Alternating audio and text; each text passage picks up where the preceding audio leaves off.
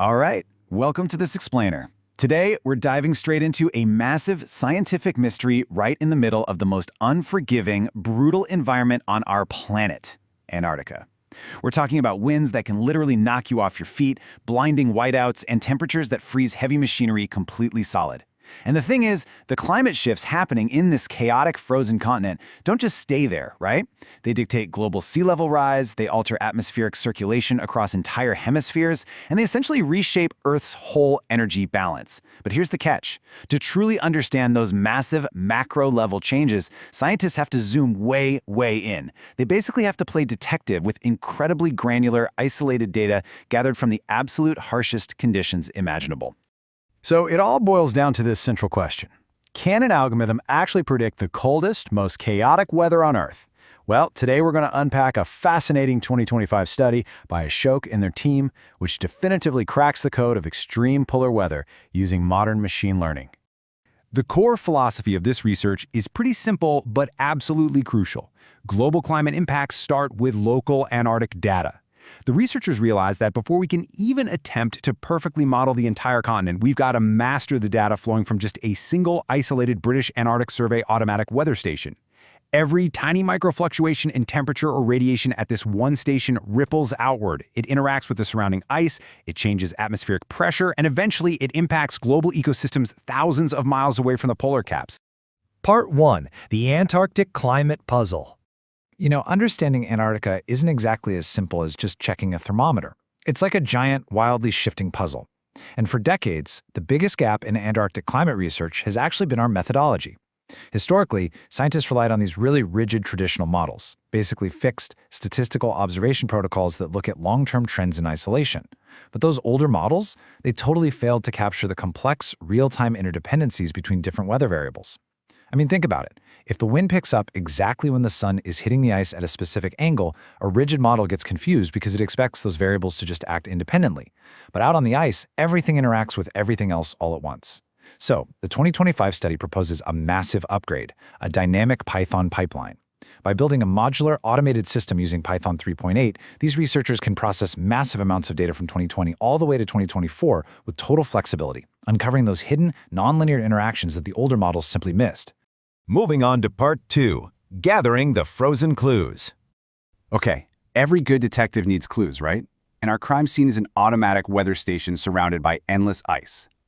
Now, the researchers didn't just look at temperature. They ingested this massive CSV file detailing a whole spectrum of raw environmental clues. We're talking incoming shortwave solar radiation, upwelling longwave radiation, which is basically just the heat bouncing back off the ice, atmospheric pressure, relative humidity, wind speed, and surface heat fluxes, which tell us exactly how energy is moving between the snow and the air. All of this data was gathered, cleaned, and processed to handle any missing values, ultimately creating this pristine, continuous timeline of the Antarctic microclimate. Now, hiding in all this data is a massive physical clue. When tracking the snow depth between early 2022 and late 2024, the pipeline revealed a stark upward trend. By the end of 2024, the snow depth actually peaked at over 2.4 meters.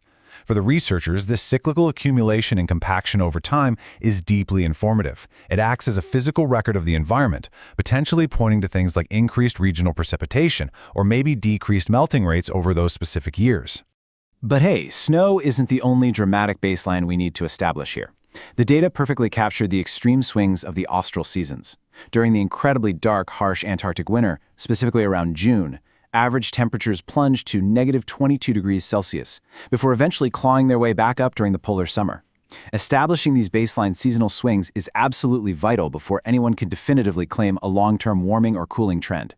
You absolutely have to know the normal extremes before you can spot the anomalies. Part 3, Interrogating the Variables. So we have our clues. We know the temperatures shift wildly, but what specific elements are actually driving these changes? To figure out the drivers, the researchers brought in a Spearman correlation matrix. Unlike your standard linear models, this acts as our detective's magnifying glass. It finds variables that consistently move together, even if they don't do it in a perfect straight line. Dark red indicates strong positive relationships, meaning as one goes up, the other goes up. And dark blue indicates strong negative relationships. When the researchers ran the numbers through the matrix, the prime suspects became, well, completely obvious. The absolute masterminds dictating the temperature at this station are incoming solar radiation and upwelling long-wave flux, both hitting a near-perfect 0.97 correlation score. Simply put, the extreme polar day and night cycle is the boss of this environment.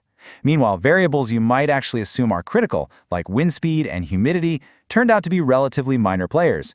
They're acting more as innocent bystanders in the overall temperature profile, which honestly is a surprisingly counterintuitive finding for such a notoriously windy continent. Which brings us to part 4, the machine learning showdown. Knowing what drives the temperature is one thing, but predicting it? That's another entirely. To do this, they pitted two AI tools against each other in a virtual showdown. In the left corner, we have linear regression, a traditional, highly transparent baseline model that essentially assumes relationships are straightforward, straight lines. And in the right corner, we have the random forest regressor. This is a highly complex, ensemble-based algorithm that essentially means it's a whole forest of decision trees working together, analyzing the data from hundreds of different angles simultaneously, just to map out all those tangled, non-linear relationships. Both models actually did quite well, but spoiler alert, the random forest completely outsmarted the linear baseline. It achieved an R-squared score of 0.978, meaning it successfully explained almost 98% of the chaotic temperature variance.